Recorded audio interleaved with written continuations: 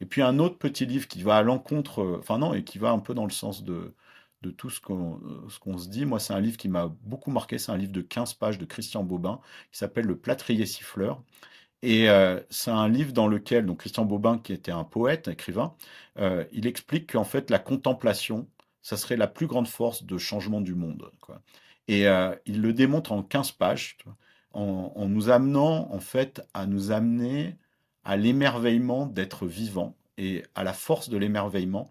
Et moi, je crois vraiment à ça. C'est-à-dire qu'aujourd'hui, on est tout le temps dans nos pensées, tout le temps dans nos plans, tout le temps dans nos se dire ah, tiens, et si je fais ça, qu'est-ce que l'autre va faire, etc.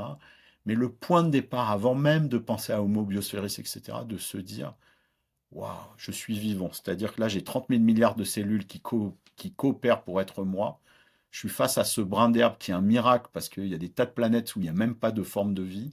Et d'arriver à s'émerveiller d'être sur cette planète absolument fabuleuse au milieu de l'univers et que avant même d'avoir la moindre stratégie d'action, qu'on est tous en partage le matin, d'avoir 5 minutes de gratitude extraordinaire pour se dire waouh, on en est là.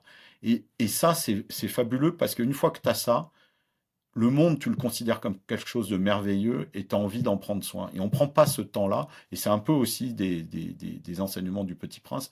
Et ce petit livre de Christian Bobin qui coûte 5 euros, c'est un petit livre jaune, c'est vraiment un traité sur l'émerveillement et une invitation à prendre ce pas de recul et même pas de ralentissement, ce temps de reconnexion totale au miracle d'exister. Voilà.